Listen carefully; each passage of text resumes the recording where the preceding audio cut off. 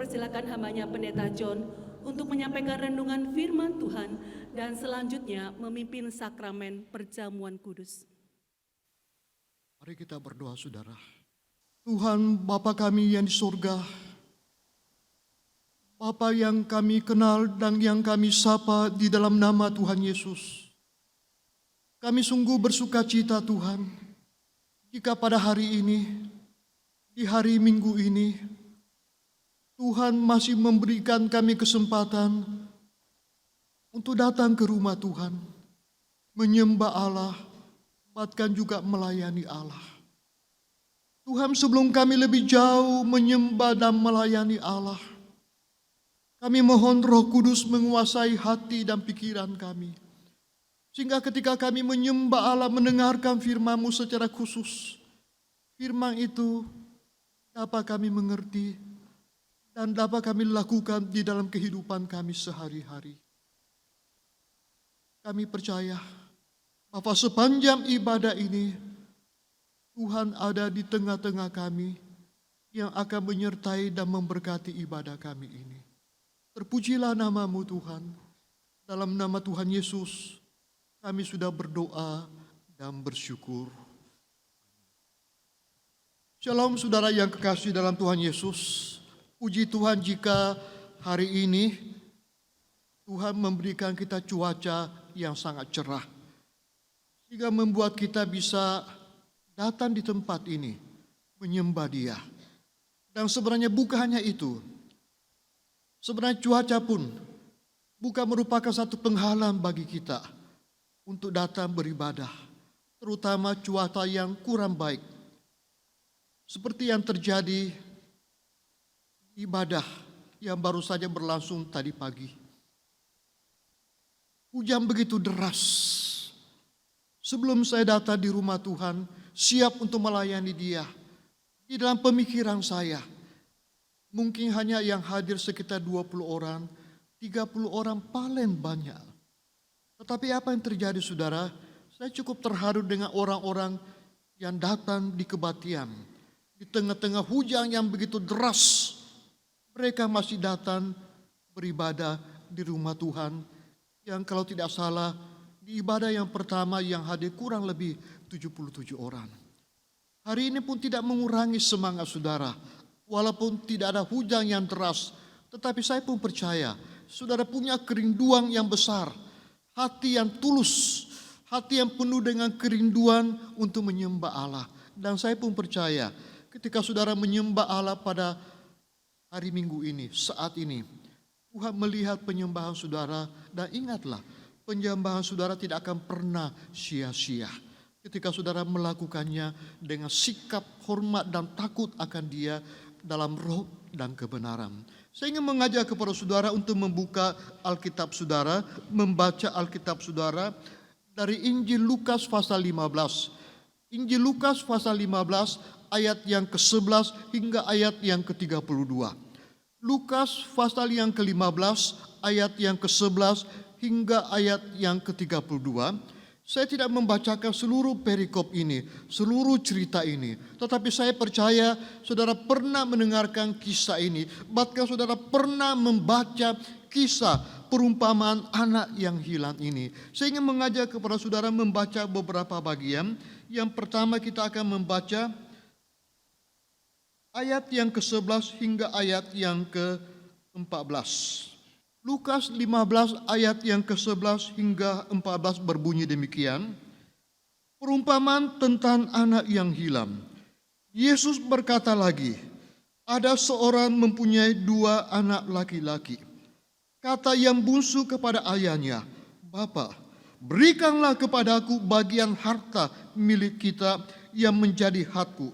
Lalu ayahnya membagi-bagikan harta kekayaan itu di antara mereka. Beberapa hari kemudian, anak bungsu itu menjual seluruh bagiannya itu, lalu pergi ke negeri yang jauh. Di sana ia memboroskan harta miliknya itu dengan hidup berfoya-foya. Setelah dihabiskannya semuanya, timbullah bencana kelaparan di negeri itu dan ia pun mulai melarat. Selanjutnya kita baca mulai dari ayat yang ke-20 hingga ke-24. Lukas 15 ayat yang ke-20 hingga 24 berbunyi demikian. Maka bangkitlah ia dan pergi kepada bapaknya. Ketika ia masih jauh, ayahnya telah melihatnya. Lalu tergeraklah hati oleh belas kasihan. Ayahnya itu berlari mendapatkan dia, lalu merangkul dan mencium dia. Kata anak itu kepadanya, Bapa, aku telah berdosa terhadap surga dan terhadap Bapa.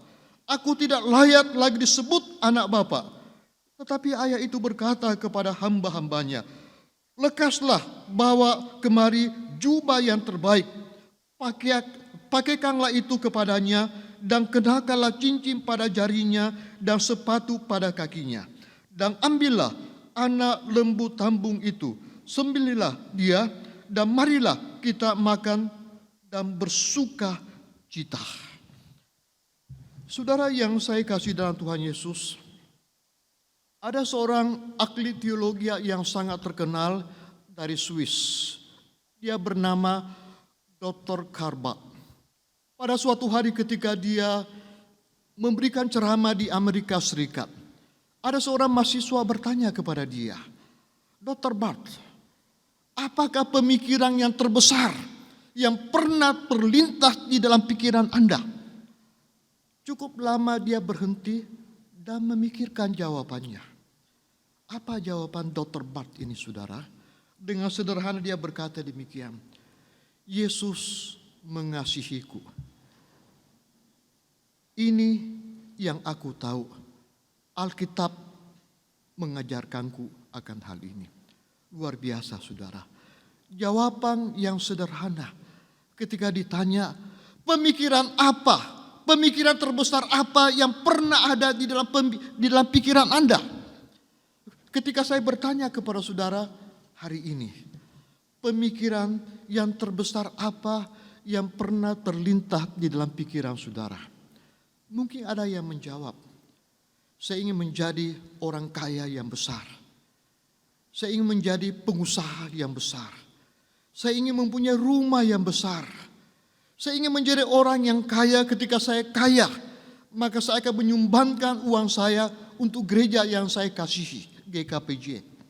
Saya ingin supaya lantai-lantai di gereja saya ini dirubah menjadi lantai yang lebih baik dari rumah saya. Atau mungkin saudara ada yang menjawab, istri saya mengasihiku, suami saya mengasihiku, pacar saya mengasihiku, orang tua saya mengasihiku, anak saya mengasihiku. Semua itu tidak salah, saudara. Tetapi pernahkah terlintas dalam pikiran saudara bahwa Tuhan mengasihi saya? Di tengah-tengah situasi yang tidak menguntungkan, yang tidak baik, di masa pandemi COVID-19 ini, dengan virus yang kita kenal Omikron, yang begitu banyak mengganggu manusia yang hidup di dunia ini di masa saat ini. Keadaan yang tidak begitu baik, baik di dalam diri kita maupun di luar diri kita, saudara. Bahkan mungkin kita pernah berkata, Tuhan, lihat hamba-hambamu, anak-anakmu yang begitu setia, mereka meninggal karena terinfeksi COVID-19. Mungkin saudara berkata kepada Tuhan, Tuhan, apakah engkau masih mengasihi kami? Ketika saudara dan saya mengalami kesulitan, kesusahan, mengalami penderitaan, apakah saudara berkata kepada Tuhan, Tuhan, apakah engkau masih mengasihi aku? Saya mengharapkan saudara, jawaban saudara sama seperti Dr. Karba. Tuhan Yesus mengasihiku. Ini yang aku tahu. Hari ini saudara, kita akan belajar tentang kasih Allah.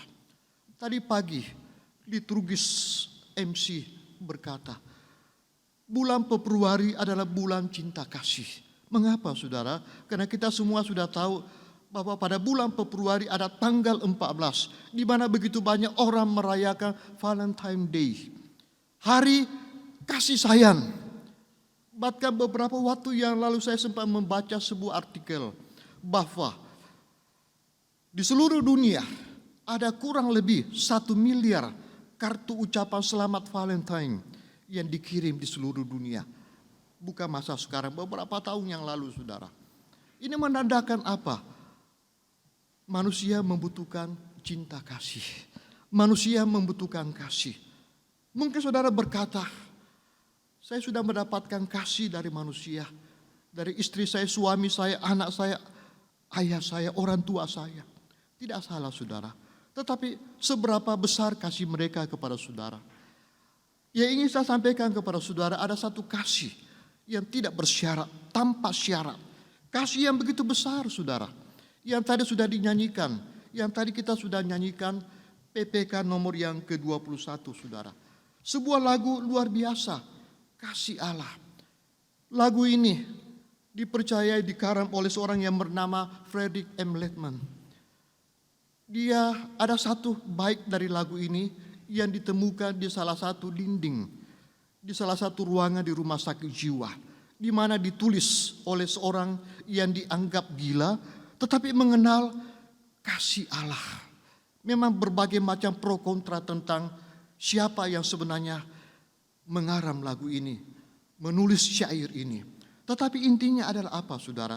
Tentang kasih. Tentang kasih Allah yang begitu besar saudara.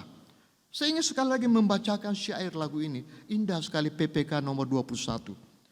Kasih Allah amat besar dan tidak dapat dilukiskan, lebih tinggi dari bintang namun mencapai dunia.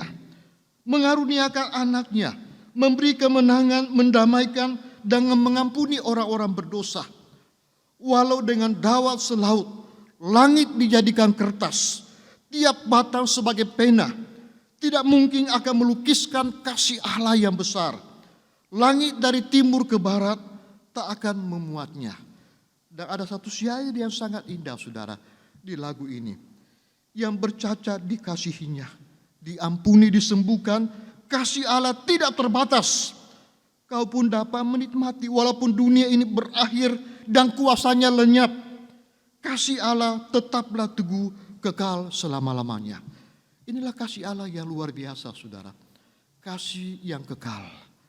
Kita seringkali mendengarkan ada pepatah yang berbunyi demikian. Kasih anak sepanjang galah, kasih ibu sepanjang jalan, kasih Allah selama-lamanya. Inilah yang kita butuhkan saudara. Inilah yang pada hari ini kita akan sekali lagi merenungkannya. Supaya kita tetap ingat dan tetap yakin.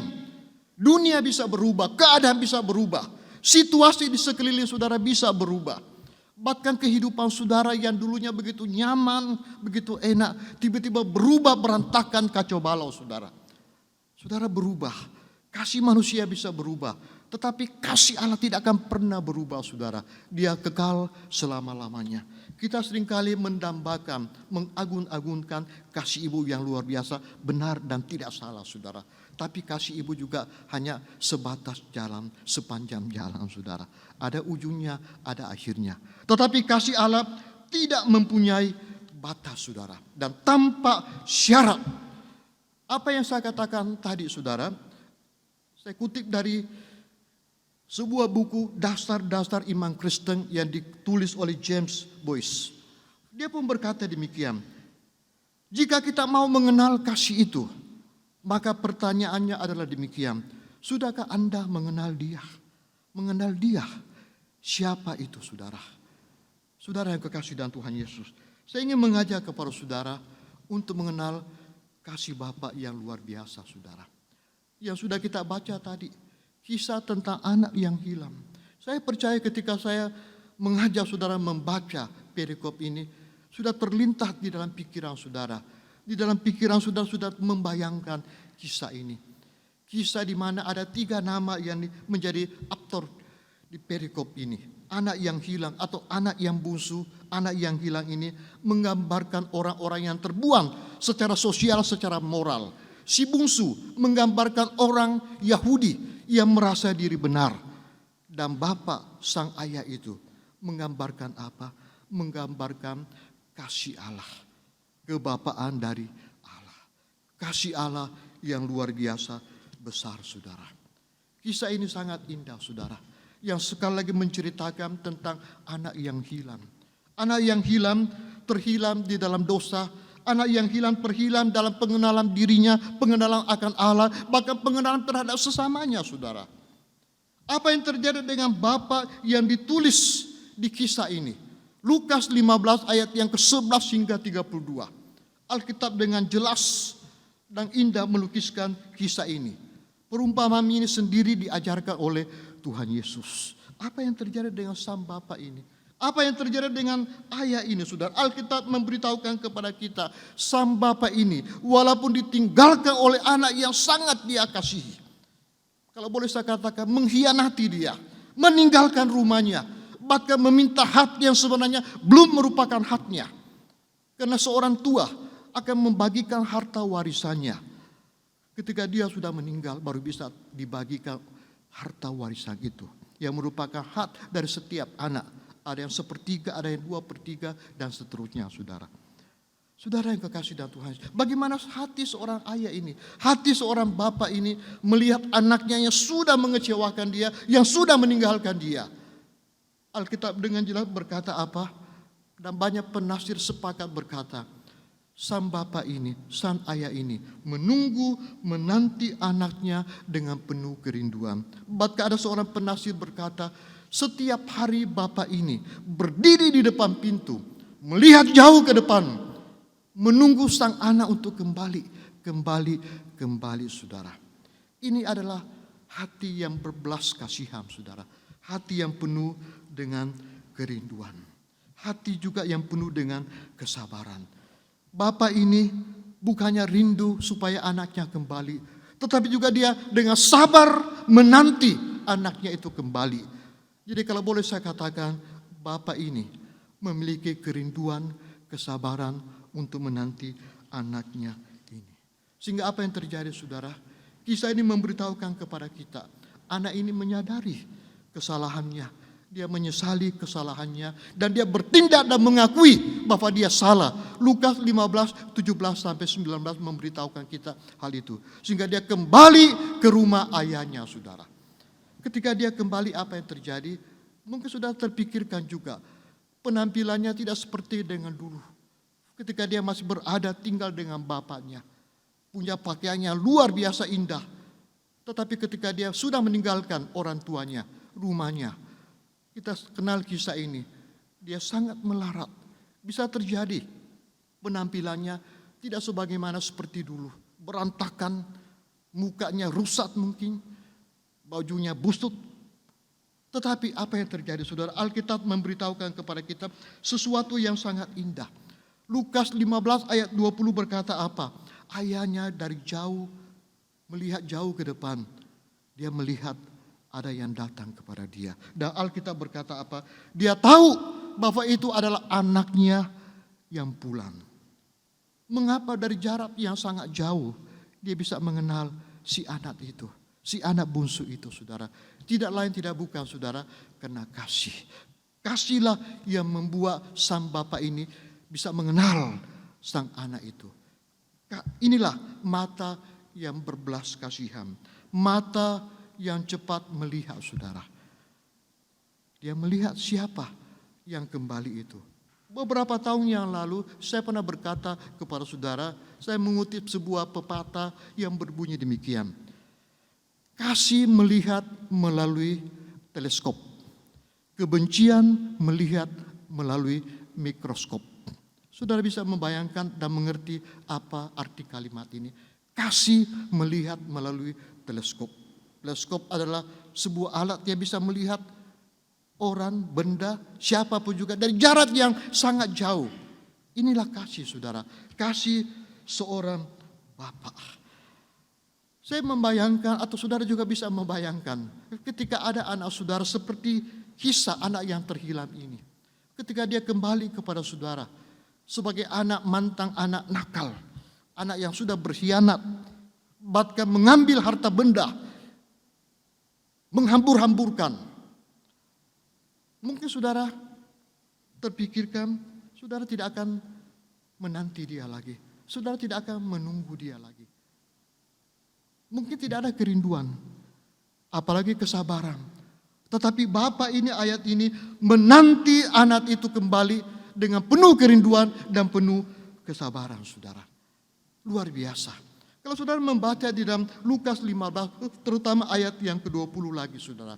Alkitab memberitahukan kepada kita, dia menyambut anak itu dengan penuh sukacita. Bahkan Alkitab berkata apa, saudara? Dia berlari untuk mendapatkan anaknya itu. Saudara, inilah kaki yang berbelas kasihan. Kedua kaki yang cepat melangkah. Dia berlari untuk mendapatkan anak itu, saudara. Sikap seorang ayah, bapak yang luar biasa. Saya juga membayangkan ketika kita sebagai bapak bertemu anak kita, ia akan kembali ke rumah. Seperti yang dialami oleh anak yang hilang ini. Bapak yang ditulis di dalam Lukas 15 ini. Mungkin kita tidak akan punya kerinduan, tidak punya keinginan untuk menyambut dia. Mungkin terpikirkan dalam pikiran kita bagi banyak orang, sudah kamu tidak usah pulang ke rumah, pergi aja. Tetapi Bapak ini, saudara, menyambut dia. Bahkan berlari untuk mendapatkan dia. Mengapa sampai bisa demikian, saudara? Sekali lagi karena kasih Bapak ini. Bukannya itu, saudara, Alkitab berkata apa? Bapak ini merangkul dia, mencium dia. Ini mempunyai pengertian, seorang penasihat berkata, inilah lengan yang terentan dengan lebar. Menyambut anak itu. Ingin memeluk, merangkul anak itu. Inilah bibir yang penuh dengan belas kasihan. Bibir yang mencium anak yang dikasihinya. Dan sebenarnya ini merupakan lambang pengampunan. Kasih yang mengampuni, saudara. Inilah Bapak yang luar biasa, saudara. Saya ingin mengajak saudara membayangkan lagi. Ketika saudara menjadi seorang bapak, seperti Bapak yang tulis di dalam Lukas 15 ini. Apakah saudara seperti dia? Berlari menyambut anak itu?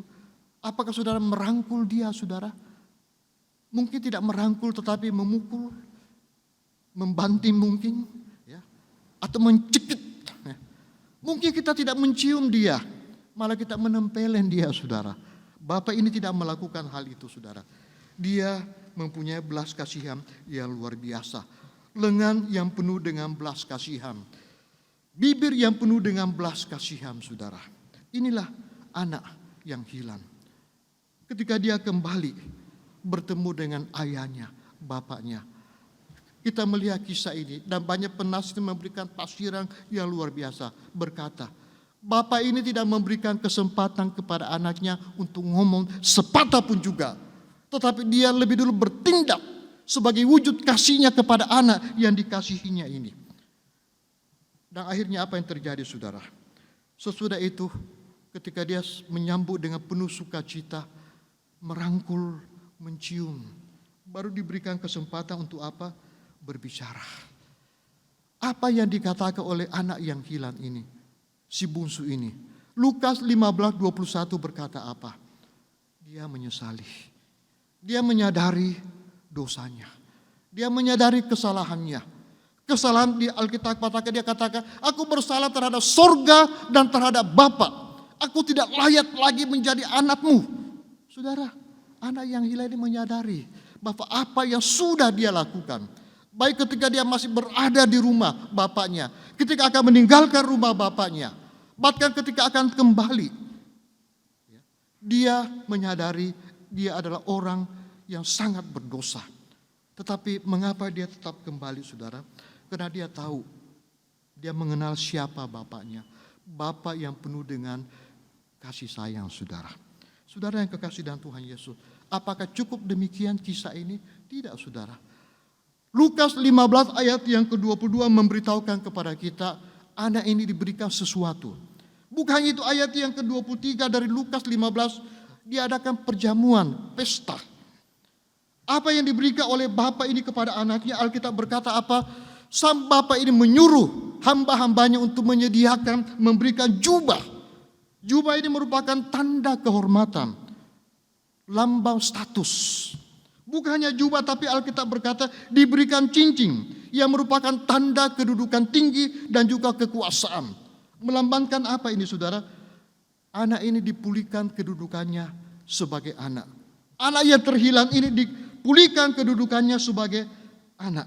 Dan bukan hanya itu, diberikan juga sepatu, saudara, yang melambangkan kemerdekaan.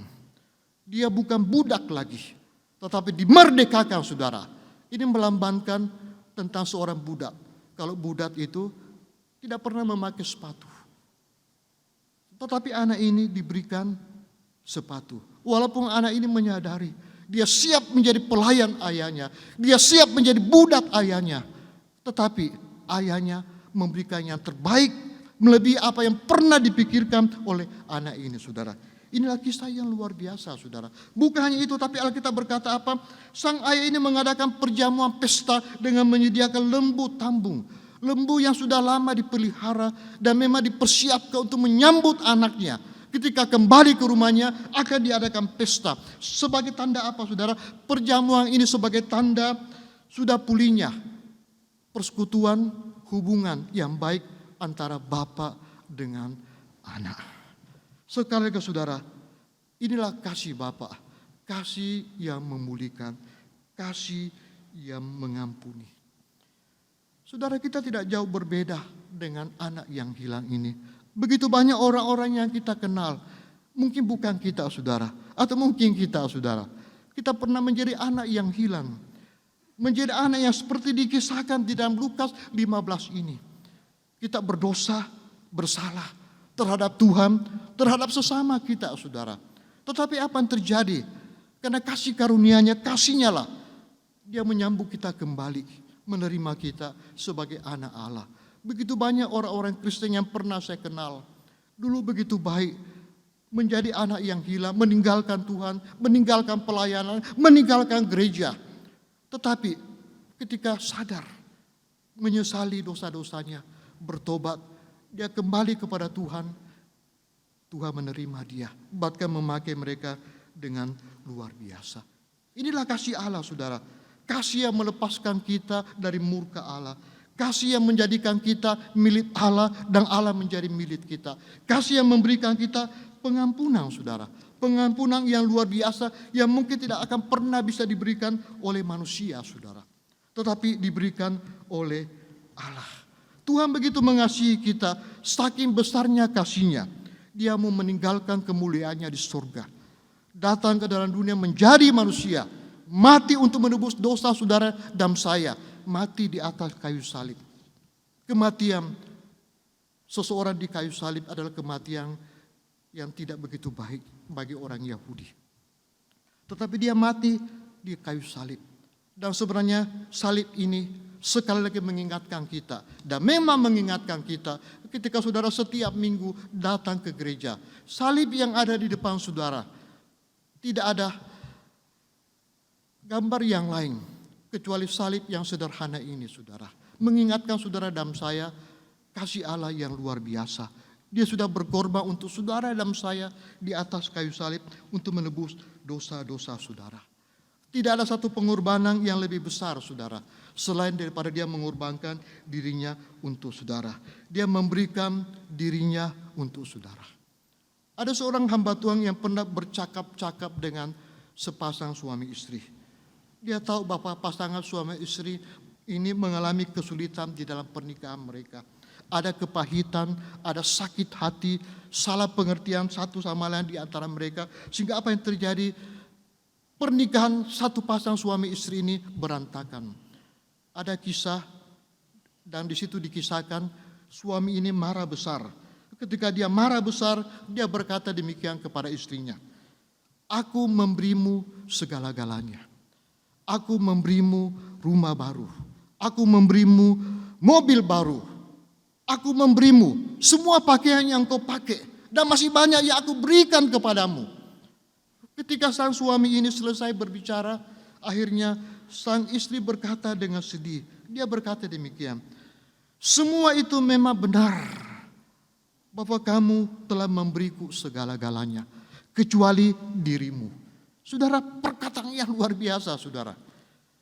Banyak hal yang kita bisa berikan dalam bentuk materi. Tetapi seringkali kita tidak bisa memberikan diri kita, saudara. Dan kita anggap bahwa apa yang kita berikan itu dalam bentuk materi, uang, dan segala macam harta-harta yang lain itu cukup Dan itu adalah segala-galanya. Tidak, saudara. Hari ini mengingatkan saudara dan saya, diri, mempersembahkan diri. Yesus yang datang ke dalam dunia ini, saudara, mati untuk saudara dan saya. Dia mempersembahkan dirinya untuk saudara dan saya. Roma pasal 3:23 berkata apa? Semua manusia telah berbuat dosa dan telah kehilangan kemuliaan Allah. Dan Roma pasal 3:24 berkata apa? Oleh kasih karunia-Nya kamu telah dibenarkan dengan cuma-cuma. Dengan kata lain, saudara, kita sebenarnya dikasihi oleh Allah bukan karena kita layak dikasihi, tetapi kasih itu adalah anugerah semata-mata. Siapa kita, saudara? Kita adalah orang-orang yang berdosa, yang ujung-ujungnya kita akan dihukum karena perbuatan dosa kita. Baik itu dosa awal kita dan seterusnya, kita tidak percaya kepada Tuhan lagi. Saudara dan saya dikasihi oleh Allah sampai saat ini. Dan seterusnya, itu merupakan harapan kita. Kita yakini itu. Kita dikasihi bukan karena kita layak dikasihi, bukan karena kita suci, kita baik, saudara, tetapi karena anugerah semata, saudara. Begitu banyak anugerah yang saudara sudah terima dari Tuhan, saudara. Begitu banyak. Tetapi seringkali kita tidak menyadari. Kita seringkali menganggap itu biasa. Allah selayaknya mengasihi saya. Bukankah Alkitab berkata, saya ini anak Allah. Ketika saya percaya kepada Yesus, saya disebut sebagai anak Allah. Sebagai anak, Bapa harus mengasihi saya. Saudara yang kekasih dalam Tuhan Yesus, memang tidak salah itu. Tetapi ketika kita belum menjadi anak Allah, kita sebenarnya tidak layak dikasihi, saudara. Siapa kita, saudara? Kita dikasihi karena sekali lagi anugerah semata. Karena anugerah Allah, saudara. Saya senang dengan sebuah ayat Alkitab yang beberapa hari yang lalu saya membacanya. Dari Mazmur 103 ayat yang ke-13. Mazmur 103 ayat yang ke-13 ini berbunyi demikian. Seperti Bapa sayang kepada anaknya, demikian Tuhan sayang kepada orang-orang yang takut akan Dia. Luar biasa, saudara.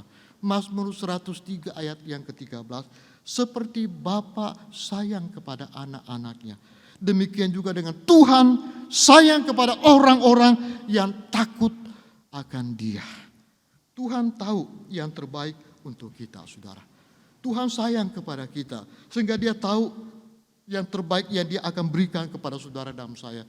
Tuhan mengasihi kita sehingga Dia akan mendidik kita, dan Dia tahu mendidik kita. Walaupun keadaan kita saat ini seringkali kita menyadari dan harus menyadari bahwa seringkali Allah memakai kesulitan-kesulitan, kesusahan-kesusahan hidup untuk membentuk hidup kita menjadi orang-orang yang mempunyai karakter yang benar, yang baik, bertumbuh secara dewasa, semakin serupa dengan Kristus. Tuhan tahu kapan Dia harus memberikan kita disiplin. Tuhan tahu kapan Dia akan mengajar kita untuk belajar bersyukur. Saudara yang kekasih dalam Tuhan Yesus, inilah kasih Allah, kasih yang luar biasa, saudara. Tadi saya katakan, siapa kita, saudara? Selama kita hidup di dalam dunia ini, kita seringkali tanpa kita sadari, bahkan kita sadari kita sudah berbuat dosa. Setiap hari tidak tahu berapa banyak dosa kesalahan yang sudah kita lakukan, yang tanpa kita sadari mungkin. Terhadap Allah, terhadap sesama kita, baik itu dosa di dalam perkataan kita, dosa di dalam pikiran kita, dosa di dalam perbuatan kita, saudara. Tetapi ingatlah apa yang pernah dikatakan oleh Alkitab. 1 Yohanes pasal 1:9. Jika kita mengaku dosa kita, maka Ia adalah setia dan adil, sehingga Ia akan mengampuni segala dosa kita dan menyucikan kita dari segala kejahatan kita. Mengaku dosa kita. Seperti anak yang hilang tadi. Dia diterima oleh Bapa yang kasih itu, yang begitu baik itu. Karena sebelumnya, Lukas 15 ayat 17 sampai 19, bahkan ayat 21, dia menyadari siapa dirinya. Dia mengakui bahwa dia sudah berdosa, bersalah kepada Tuhan, kepada surga, kepada Bapaknya, saudara. Pengakuan ada hal yang sangat penting, saudara.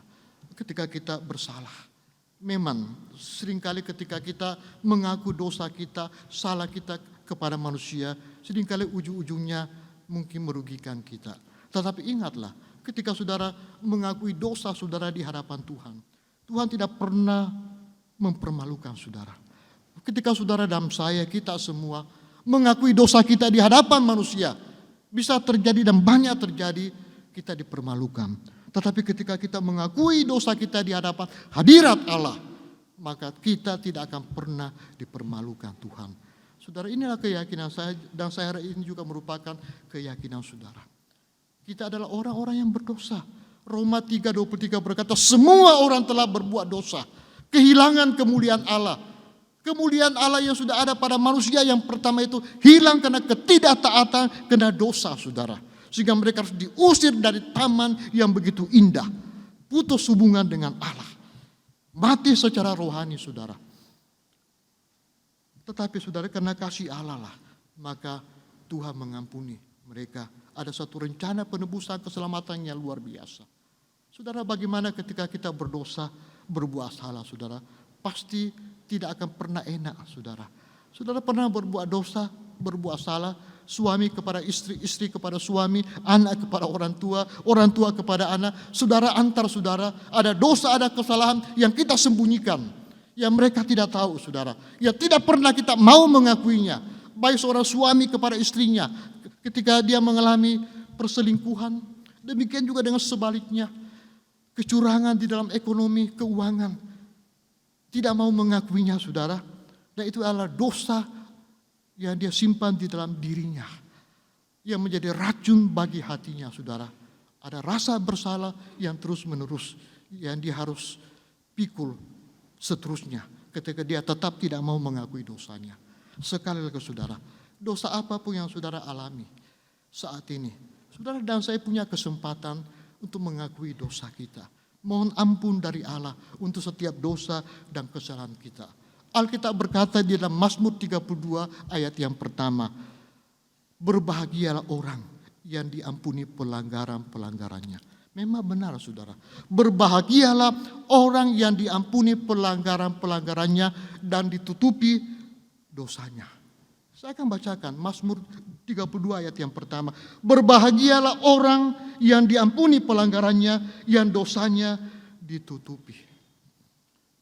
Pada abad 19 di Inggris ada suatu kisah nyata di mana ada seorang pemuda mengikuti wajib militer di India.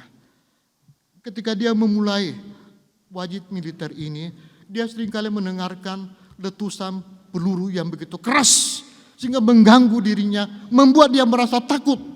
Singkat cerita, pemuda ini melarikan diri, mengundurkan diri dengan tanpa izin dari wajib militer ini. Berselang beberapa tahun saudara, singkat cerita, pemuda ini menjadi dewasa, sukses, dia menjadi astronom yang sempat menemukan sebuah planet. Dia bernama William Herschel. Pada suatu hari, dia dipanggil oleh Raja Charles Inggris. Ketika dia mendapatkan berita bahwa dia diundang oleh Raja Charles untuk bertemu, yang ada dalam pikirannya adalah ketakutan, rasa bersalah. Mengapa? Kesalahan yang pernah dilakukan cukup lama yang belum dia bereskan, yaitu mengundurkan diri dari wajib militer. Dia membayangkan dipanggil oleh raja, dia akan dihukum mati, paling tidak dihukum seumur hidup, dipenjara seumur hidup. Itu yang ada dalam pikirannya. Tetapi apa yang terjadi ketika dia bertemu dengan Raja Charles? Dia mendapatkan sebuah amplop. Isi amplop itu adalah surat pengampunan kerajaan. Bukannya itu saudara, tetapi isi amplop itu, surat itu juga memberitahukan kepada dia, mengundang dia untuk tinggal di wilayah sekitar kerajaan, di wilayah sekitar istana. Saudara yang kekasih, inilah kasih yang mengampuni, yang membuat dia sekali lagi bersukacita dan berbahagia. Saudara, sebelum kita menjadi Kristen, sebelum kita percaya kepada Tuhan, sebelum kita dilahirkan baru, berapa banyak dosa yang sudah kita lakukan, saudara. Tetapi ketika dosa kita sudah kita bereskan di hadapan Tuhan, saya percaya saudara mengalami sukacita yang luar biasa, kebahagiaan yang luar biasa, saudara. Karena kasih Allah, kasih yang mengampuni itu, saudara. Tetapi kita perlu ingat bahwa walaupun Allah itu kasih adanya, Tetapi kita tidak boleh menyalahartikan kasih Allah itu. Menyalahartikan bahwa Allah adalah kasih. Dan itu berarti bahwa semua serba indah, semua serba manis, semua serba bahagia, dan tanpa ada penghukuman lagi. Tidak, saudara. Kekudusan Allah menuntut semua dosa harus dihukum, termasuk dosa-dosa yang pernah kita lakukan. Tetapi sekali lagi, saudara, karena kasih Allah, maka Dia menyediakan sebuah rencana penebusan, keselamatan kepada dunia dan juga orang-orang yang berdosa melalui Kristus Yesus yang datang ke dalam dunia, memberikan hidupnya sebagai korban yang terakhir, sebagai korban yang sempurna untuk penebusan dosa-dosa kita. Lukas 19 ayat yang ke-10. Di sana firman Tuhan ini berbunyi demikian. Sebab Anak Manusia datang untuk mencari dan menyelamatkan yang hilang. Kisah ini, Lukas 19 ayat yang pertama sampai 10, kisah tentang Sakeus. Kalau boleh saya katakan, Sakeus juga adalah orang yang terhilang. Orang Yahudi yang terhilang. Tetapi Tuhan mengasihi dia. Tuhan mencari dia, bahkan Tuhan menyelamatkan dia, saudara. Begitu banyak orang-orang saat ini seperti anak yang hilang, Lukas 15, seperti Sakeus, terhilang dari rumah Bapa, terhilang dari gereja, terhilang dari persekutuan-persekutuan, terhilang dari pelayanan-pelayanan. Saudara yang hadir hari ini di kebaktian umum hari Minggu ini di GKPJ, mungkin saudara bisa terjadi, saudara ada orang-orang yang demikian. Mungkin saudara masih yakin saudara anak Allah, tetap yakin sebagai anak Allah, masih datang ke gereja. Tetapi seringkali kita sudah terhilang dari pelayanan. Tidak seperti yang dulu lagi. Coba saudara bernostalgia beberapa tahun yang lalu, beberapa puluh tahun yang lalu. Ketika saudara baru saja mulai percaya kepada Tuhan, mengalami kelahiran baru. Saudara begitu bersemangat datang ke gereja. Begitu setia datang ke gereja. Begitu mencintai rumah Tuhan. Bahkan semangat untuk melayani dengan luar biasa, saudara. Tetapi apa yang terjadi dengan berlalunya masa, waktu, tantangan, gelombang kehidupan, ujian yang begitu berat, kesulitan-kesulitan, kesusahan-kesusahan membuat kita mulai terhilang karena godaan dunia, cobaan dunia, saudara. Saudara yang kekasih dalam Tuhan Yesus, ada sebuah lagu juga di PPK, saudara, nomor 85. Lagu ini sangat indah, saudara, judulnya Lemah Lembut Tuhan Yesus Memanggil. Ya, ada dua kata, mari pulanglah, mari pulanglah. Saudara, saya tidak tahu apakah saudara termasuk orang yang terhilang, anak yang hilang. Mungkin ada orang yang saudara kenal saat ini menjadi anak yang hilang.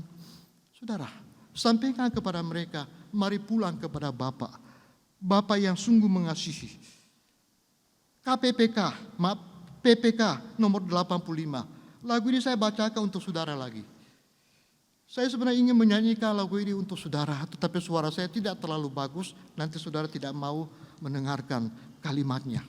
Kalimatnya ini sangat indah, saudara, berbunyi demikian. Ayat yang pertama, lemah lembut Tuhan Yesus memanggil, Ia memanggil engkau, tengoklah sekarang, Ia tunggu kedatanganmu. Ref, pulang, yang kelelahan pulang, Tuhan hendak beri sejahtera dan selamat, yang lelah marilah. Ayat yang kedua disebutkan, terimalah rahmat-Nya dan kasih-Mu khalis. Ia pun memberi engkau. Tuhan hendak beri sejahtera dan ampun, mengampunku dan engkau. Rep, saya akan bacakan lagi. Pulang, yang kelelahan pulang. Tuhan hendak beri sejahtera dan selamat, yang berlelah mari pulanglah. Saudara yang kekasih dalam Tuhan Yesus, kisah anak yang hilang, Lukas 15, 11-32. Anak ini pada akhirnya pulang. Ada sebuah lukisan di salah satu museum yang terkenal di Rusia. Museum itu namanya Heritage Museum di Santo Petersburg. Ada seorang pernah ke sana yang berkata, di tempat itu begitu banyak lukisan yang sangat terkenal. Dan salah satu lukisan yang seimbang dengan lukisan yang lain yang sangat terkenal di dunia itu adalah lukisan yang dibuat oleh Rembrandt. Apa judul lukisan itu? Kembalinya anak yang hilang. Lukas 15:11-32. Kembalinya anak yang hilang, saudara. Luar biasa lukisan ini dipajang di museum yang sangat terkenal di Rusia. Sejajar dengan lukisan-lukisan yang punya kelas tinggi, punya nilai yang sangat tinggi, bahkan tidak bisa dinilai dengan uang materi, saudara. Apa judul lukisan itu, saudara? Kembalinya anak yang hilang, saudara. Kisah kembalinya anak yang hilang mendapatkan kehormatan yang luar biasa. Lukisan ini dipajang di salah satu museum yang sangat terkenal di Rusia, Heritage Museum. Saudara yang kekasih dalam Tuhan Yesus, di perumpamaan anak yang hilang ini, sekali lagi mengingatkan kita, Bapak itu membuka jalan ke rumah Bapak, mengundang orang-orang berdosa datang ke rumahnya. Kisah anak yang hilang ini sekali lagi membuka jalan kembali ke rumah Bapak, mengundang orang-orang berdosa kembali ke rumahnya, datang kepada Dia. Ingat apa yang saya katakan tadi di pendahuluan, saudara, Karbat. Apa yang dikatakan oleh teolog yang sangat terkenal ini, Karbat.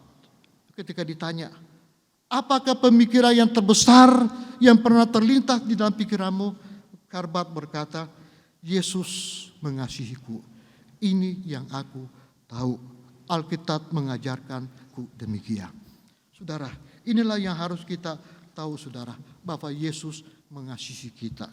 Walaupun saudara, kita semua seringkali pernah terlintas di dalam pikiran kita menganggap bahwa Allah sudah tidak mengasihi kita lagi dengan segala macam peristiwa penderitaan, kesulitan, kesusahan, keadaan yang kita alami yang tidak mengenakkan, bahkan di luar diri kita.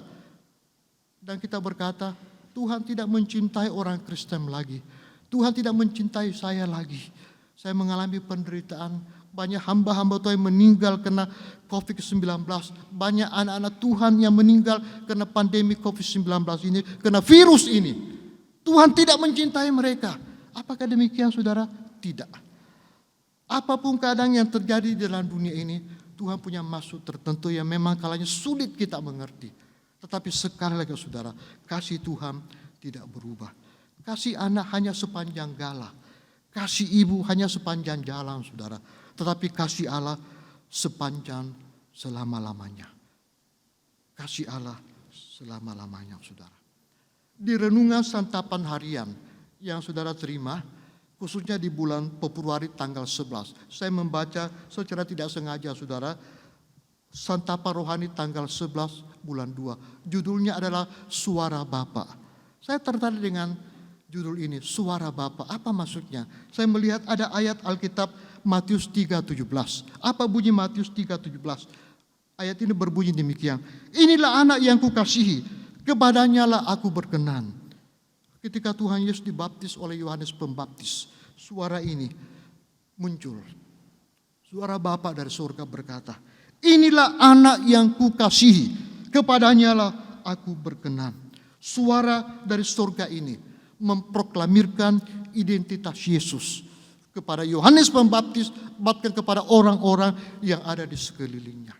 Saya percaya suara yang sama juga akan bersuara kepada diri kita, di dalam hati kita sebagai orang yang percaya bahwa kita adalah anak-anak Allah yang dikasihi. Betapa indahnya, saudara, ketika kita mendengarkan suara ini. Inilah anak yang kukasihi. Mungkin saudara selama hidup di dalam dunia ini tidak pernah saudara mendapatkan kalimat ini dari orang tua saudara. Ini anak yang paling kukasihi. Mungkin saudara yang seringkali mendengarkan atau melihat ada orang tua berkata, ini anak saya yang paling nakal, ini anak saya yang paling bandel, dan seterusnya, saudara. Jarang mungkin saudara mendengarkan ada seorang bapak, seorang ayah berkata, ini anak yang paling saya kasihi. Memang sepertinya pilih kasih, saudara. Tapi maksud saya, cinta kasih ayah itu kepada anak-anaknya, saudara. Saudara yang kekasih dalam Tuhan Yesus. Yesus mengasihiku. Ini kata Dr. Karpat. Ini yang aku tahu, kata Dr. Karpat. Saya mengharapkan kita juga bisa mengucapkan ini. Yesus mengasihiku. Ini yang aku tahu. Kasihnya yang begitu besar. Kasihnya yang tanpa syarat. kasih-Nya yang selama-lamanya. Kasih yang memang sangat dibutuhkan oleh manusia. Hari ini kita akan sekali lagi mengenang akan kasih dan pengorbanan Tuhan Yesus di atas kayu salib melalui perjamuan kudus. Saya mengharapkan kita semua sudah mempersiapkan diri kita untuk mengikuti perjamuan kudus ini.